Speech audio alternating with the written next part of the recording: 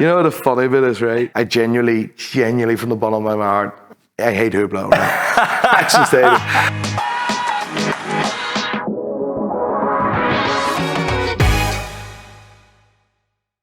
Hello, welcome to Swiss Watchcom. Welcome to a very, very special video. We are a few days before Christmas and I want to end this year with a bang. So today we're here with Nico, the one and only God tier legend. How are you, mate? You good? Doing well, bro. Doing well. Listen, thank you for having us. So this is the first time you actually show your watch collection. Yes. It's going to be a bit of a more relaxed video. We speak about your story, your watches, how you got into this whole hobby and passion.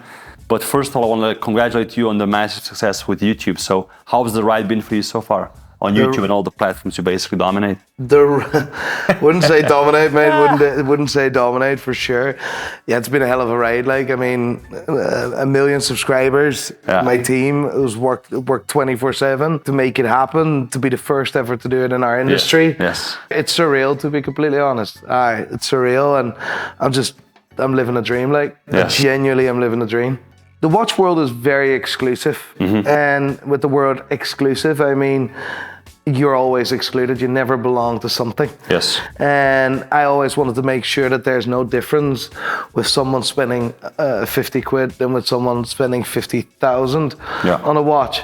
It's about the passion, it's about the love, and it's about the reasoning and emotions behind a watch. And for me, that's the key. And therefore, our following is very diverse. But what I see as well on our Reddit, we see watches of people with collections worth millions and collections of Casios, and they all contribute and they all having fun, and I think that's really unique. Yeah. So instead of the watch world being so excluded, I want to make sure that everyone is equal and everyone is having fun. Many people know you from your YouTube channel, but you also were a businessman before you even had YouTube, right? Yes. So you were selling watches, basically. Yeah, I was selling watches. Yeah. I call us pre-loved watch dealers. Now we're going into dealerships, so we're getting big brands within the company. So we're actually transforming the business. Mm-hmm. But before I was selling watches, I was repairing, servicing watches as well. Yeah. So that's where I really started, to be honest. Yeah, and you also specialize on vintage pieces, right? Which we see that's my love. Yeah. That's where it started. My first big boy watch was vintage, all because of Jasper, you know. Amsterdam vintage watches. Huh? Yeah, absolutely. Yeah. When I had this ambition to quit my job and stop repairing and servicing watches as a side hustle, but then properly making a career out of it. Like, I reached out to Jasper and he showed me the ropes, and he inspired me with a lot of pieces you see on the table as well. And like, it's safe to say that I wouldn't be in the position where I am today without his help. Yeah. So there's quite a big range of watches here, from Seacoast to really some grail pieces and vintage stuff I've never seen before, and something very, very special in this box, which we'll show at the end. You're missing a watch next to it. Let's God tier. This one, the God tier watch. Yeah. So let's start with this one then. This is the watch. Arguably better than the watch on my wrist. No, it's not arguably better. It's significantly better already. Like, I mean, that watch has done more in the industry than that. I can't even believe I touched that. No. In all due seriousness, George Bamford. I love George. An inspiration for me. A guy that has struggled in the industry when he started off, when he wanted to achieve his dream.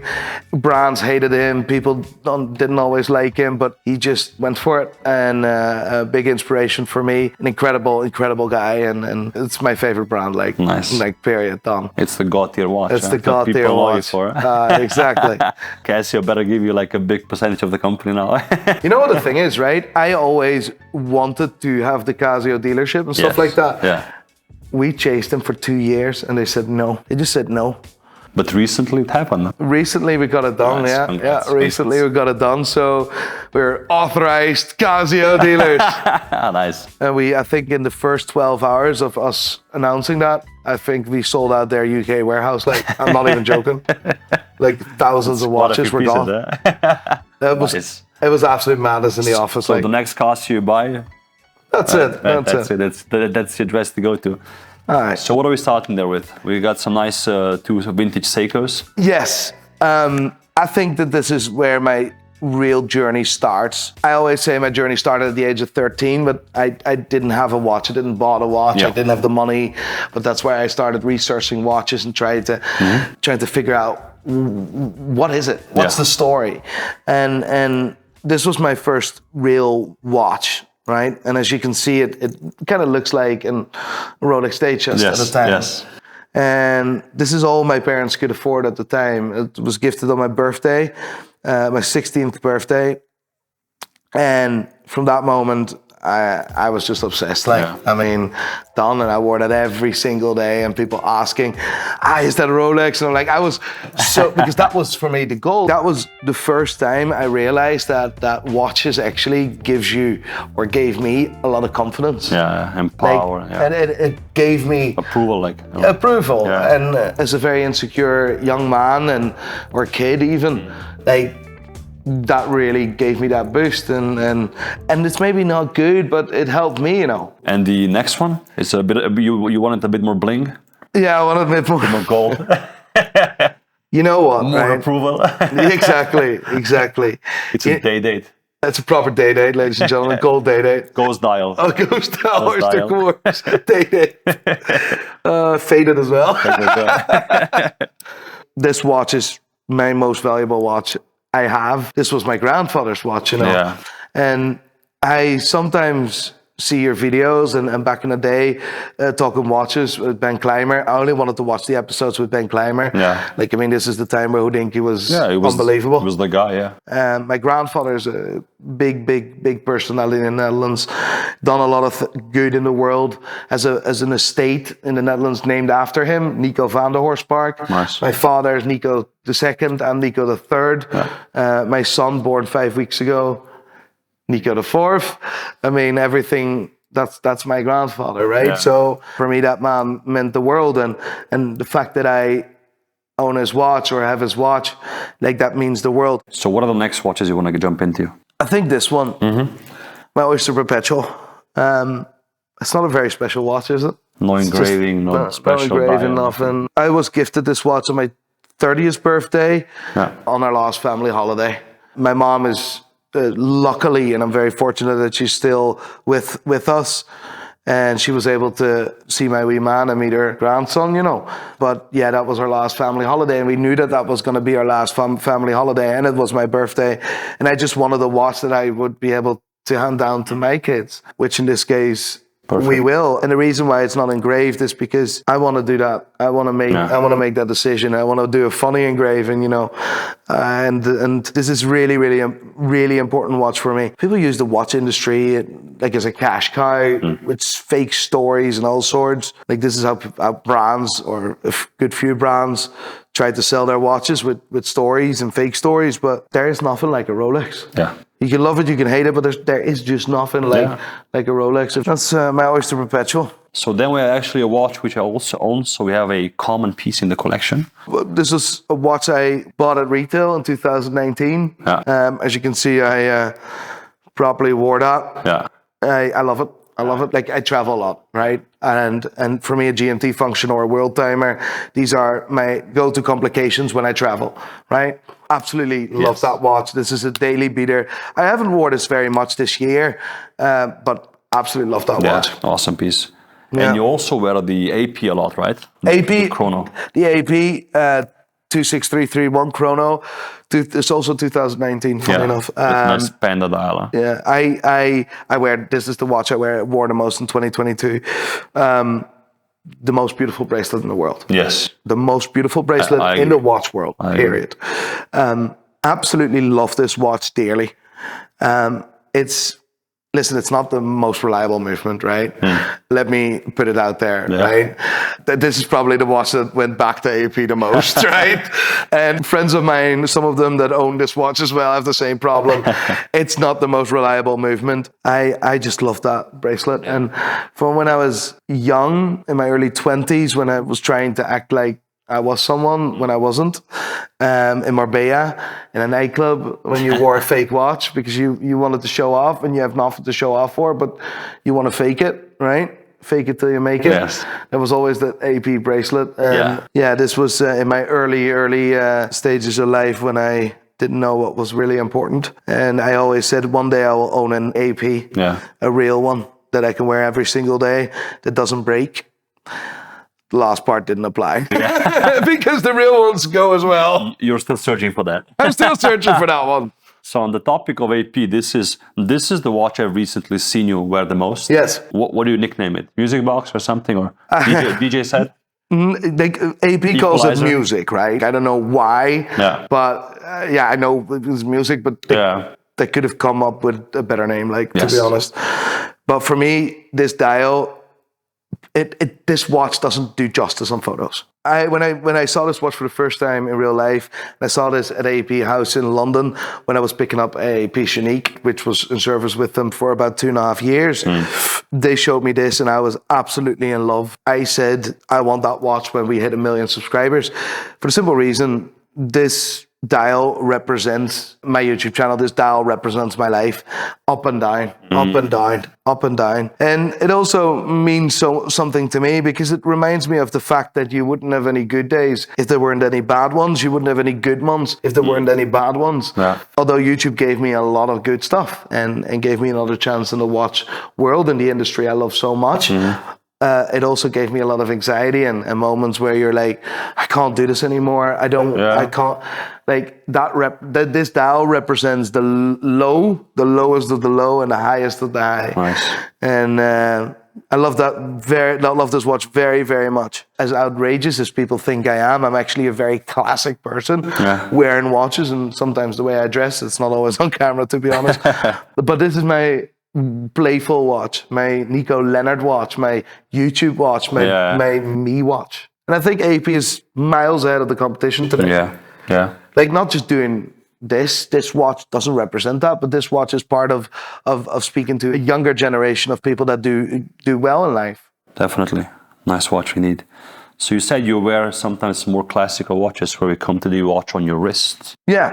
This is a very, very classy piece, one that I want to buy myself in the future as well.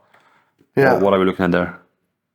5231J, for sure is not financially the biggest watch in my collection, but it's the watch that's me, right? I love it. This was always my grail, and I told you the story about the micro rooter in UG, and then I've always been fascinated with micro rooters. I mean, I think it's unbelievable the way they transform that energy into power is very difficult for a small component for such a small component, right? But forgetting about that. The dial is just... I mean, close the name. That's it. This is older than anything you'll ever see in your life today. This is a technique that is just bizarre. Before Christ, there's not many techniques we still use today. That's 2,000 years old. But close the name was one of them. And I love the hour hand. I'm absolutely obsessed with that, right? It's probably one of my least legible watches, to be completely honest. But Patek, they started the world timer. They made it still the 60s. They were back at it with a bang in 1999. I love that. Yes. Absolutely love that. Quick changer. Quick change. Just, for me, the perfect dress watch in every way possible. And I wear this also in casual occasions. So then we have 3 watches here which are very different to each other. We have an IWC. We have a Hamilton and a Grand Seiko. A what? Grand Seiko. What? Never heard of that. We say Grand Seiko. People always think I make fun of Grand Seiko, right? Which I don't. Which you just did. Did I? I don't really make fun of Grand Seiko. So this was a surprise seeing it, definitely. This is actually a beautiful watch. It is. Like, to be fair, the dial is unbelievable. Usually you buy Grand Seiko, A, for the dial, and B, for the movements. Now, this doesn't have a spring drive. So the dial. The dial. I'm a bit outrageous, as you know, on YouTube and stuff like that, but that's also a form of marketing, right? But above anything else, I'm a watch guy. I'm an enthusiast. I'm a collector. I'm still on Facebook groups and still reading stuff and commenting, and then Discord and Reddit and all sorts of, like, I'm just a watch guy above anything else. And I can't deny that some of the dials of Grand Seiko are unbelievable. Spectacular, but some of the watches that they make as well are absolute rubbish, like, in every way possible. But forget that, right? Forget that. For me, I always say you can only really criticize if you have one. Now, I have a Grand Seiko. And my point was never the brand. My point is the extreme soldiers or keyboard warriors that come to me and say that this Grand Seiko diver's better than a Submariner. It's like this hardcore fan group, what the Paneristi were back in the day, multiplied it by 1,000. And I just like to wind them up, and I will not stop winding them up. And now you even have one, so it's... Yeah, now I have one. They're conflicted. They're conflicted, but next to that, to be completely honest, I think that Grand Seiko is a bunch of amateurs in every way possible. Like, I mean, your man that moved from Hodinkee to Grand Seiko, he's probably a nice guy, but like, I think this is actually really worrying for our industry, that if I see them talking on the official Instagram page and on an Instagram live and there's 73 people watching, like the amateuristic stuff of their marketing, I mean, they have absolutely no idea what they're doing. Yeah, slowly they're coming up with good ideas. Like storytelling, etc. Yeah, but I mean, this is again what I started earlier. It's trying to sell a watch by creating a story. Yeah. It's never about the actual craft. When did you hear Philippe Dufour talking about a story? Yeah. It's just about proper craftsmanship, proper passion. Like, this is what is a bit of a challenge, or this is why I actually said to you yesterday, I fell out of love a bit with the watch world. But there's a lot of good stuff. Of course, it's easy to talk about the bad stuff and amateurs and this and that. Yes. And if you don't come out with solutions, then it's easy. It's just easy to bash. You see what I mean? To bash. Yeah. And I have great ideas. So if you ever want to talk, great ideas for you to fix that stuff. But can I be honest? Sure. Can I just say this, right? And we had a brief conversation about this yesterday. By the way, Grand Seiko, nice watch. All I have to say, like, sorry. And we had this conversation yesterday.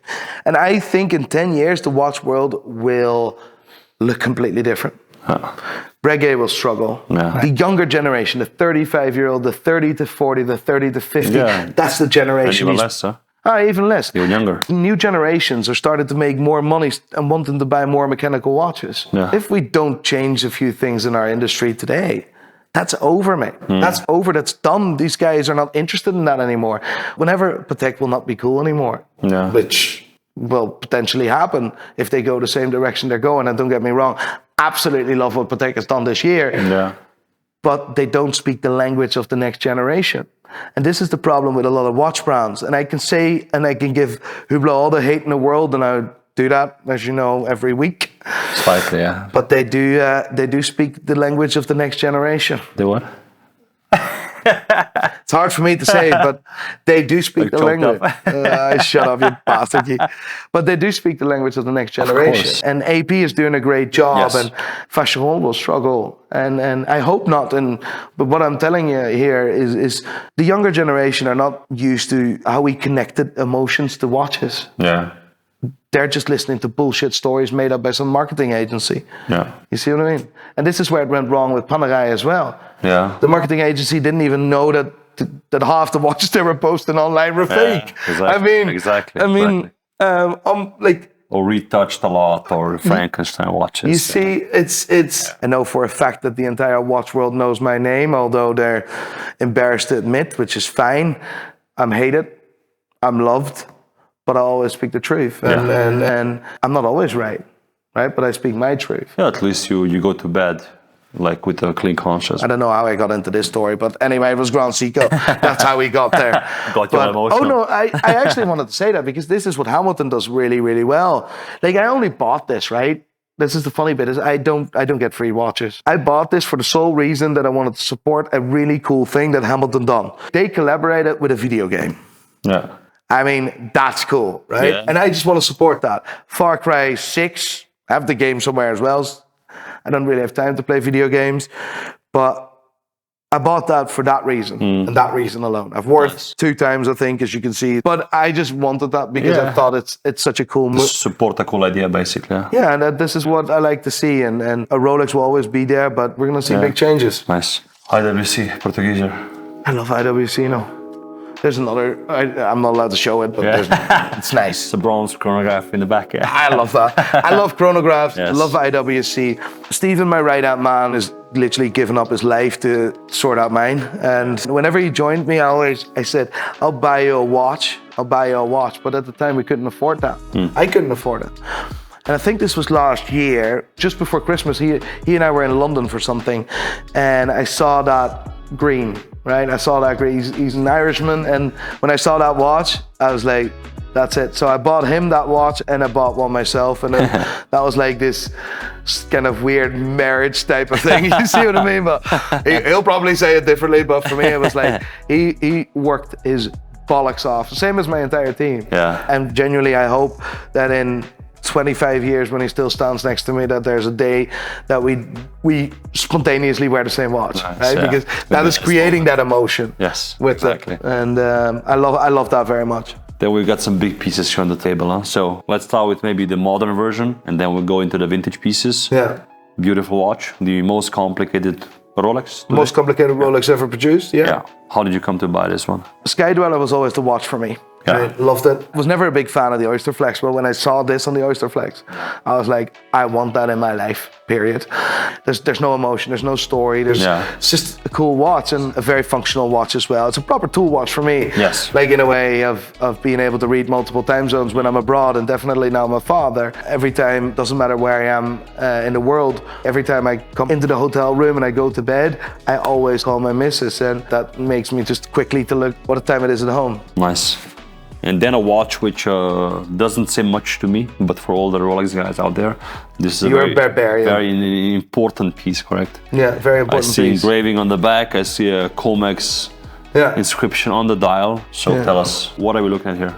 This is a 16600 Mark 1 1992 Comex Sea Dweller, or Sea Dweller 4000. It's a watch that we have not seen a single other one in 7 years to date. 1992 were 100 of these produced, right?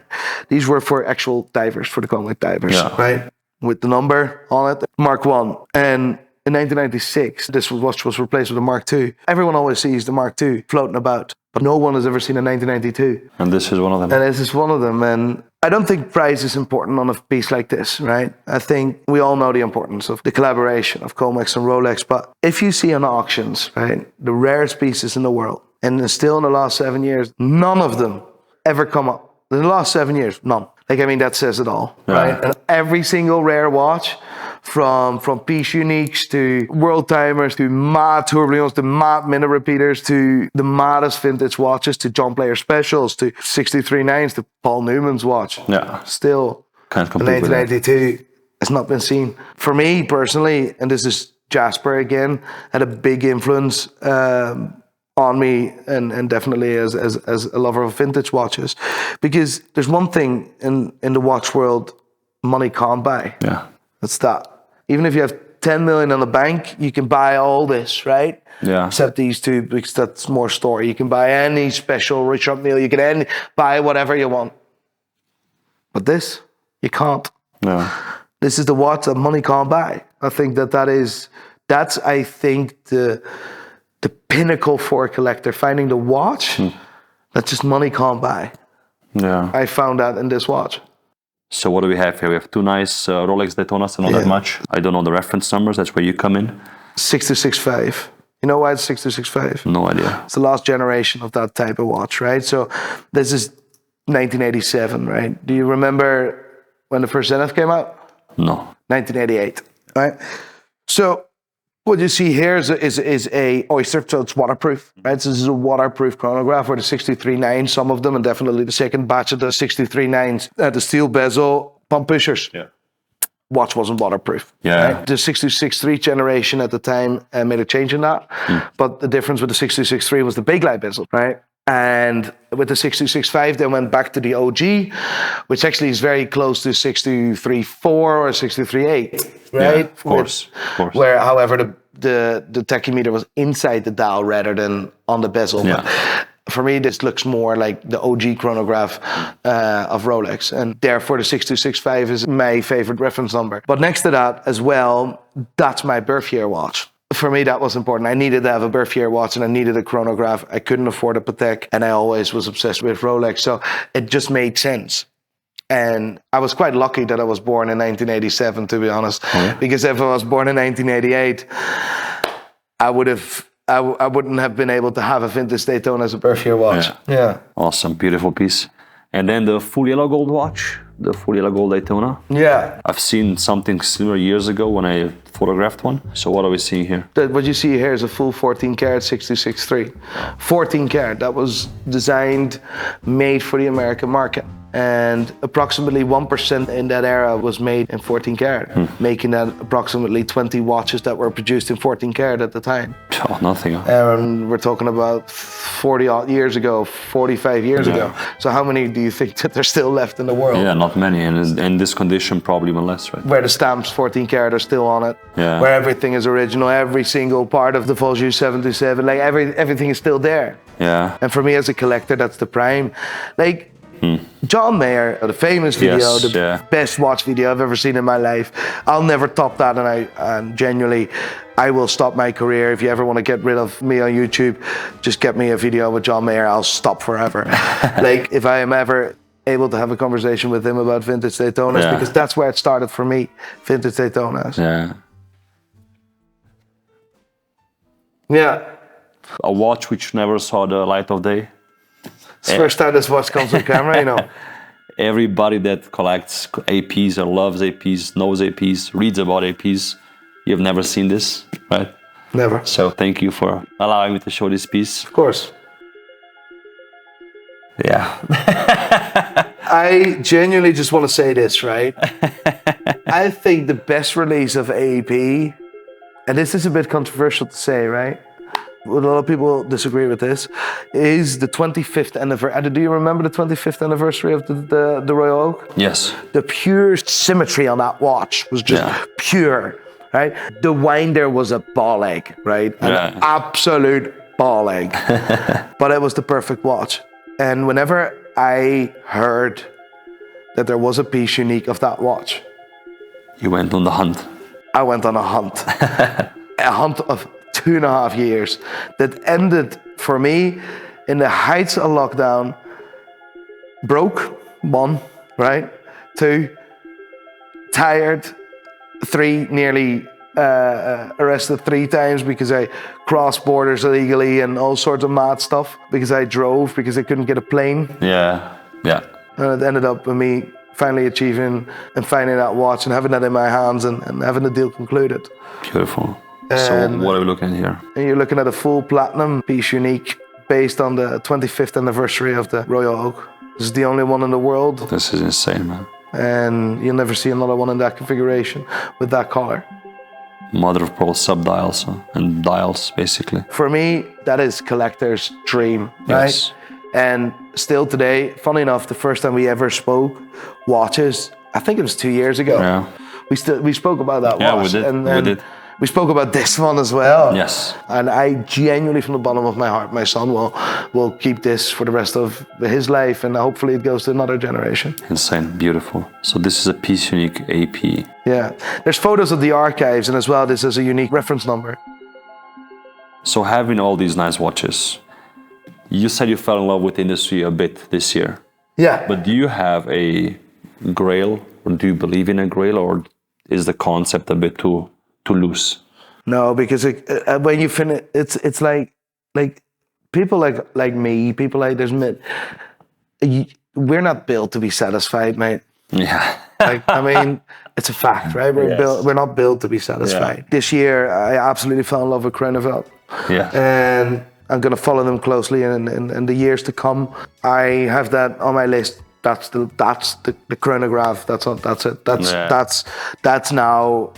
That watch. Fantastic. You see what I mean? That's now that watch, what I've done, and I usually achieve what I have in mind. Like, I hope genuinely that I will be able to breathe my last breath knowing that these are still in our family, and my family is something that I created. Yeah. Right? But I can't guarantee that, because you never know what's happened. But as a collector, that is the end goal, right? And although I did fall out of love a bit with the industry, and this is more snobby approach, and us younger generation being just ignored, not listened to, and like, Marco, I'm here to stay. You're here to stay. I mean, I will. We'll go down fighting, yeah. I won't go down, but I will go fighting. Like, you see what I mean? So there's a lot more to come, but I want to use that platform. Like, this is why Andrew. Funny enough, Andrew Morgan, he is the voice of the watch world. Yeah. Like I pushed him to do it, to go on YouTube himself, building this platform and just doing it for good and all. Like I want to see Patek doing unbelievable. Yeah. I don't want to, like, where I'm looking at is grim at the moment. Yeah. Not with releases, but the future. Nico, thank you so much. Bro, thank you so much for taking the time to show the watches and your story, actually. Listen, I appreciate... Not shouting too much at the watch. Listen, mate. Listen, just turn around. Like, to be honest, I'm very fortunate that I don't have to wear it. And listen, the fact you bring this piece in my house, I mean, get out. No. Genuinely, like, and so that's the main thing. Buy what you like. If you are one of those people, God forbid, who likes you, just buy it. Guys, listen. I agree with what he's saying. Buy what you like. Always. Don't listen to me, but never, ever, ever buy that. Actually, say it. I grabbed that watch yesterday and I said, "You see that movement?" And I'll just Google.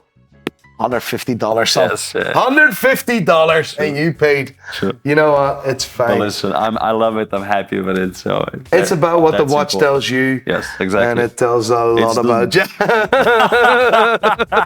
Same as Grand Seiko, man. Yeah. Who pays more than $1,000 for a seat now? Joking. I mean the past. I love the brand. Yes. Thank you so Nico, much. Thank you again so much, guys. Obviously, check out what Nico is doing. I'm going to put all the links in the description because he definitely needs more subscribers. No, it's fine, man. No. Listen, I appreciate you coming to Belfast all the way. Thank you. And my absolute pleasure. My absolute pleasure. So, guys, like and subscribe, and also thank you for watching. Cheers. Nico Leonard out.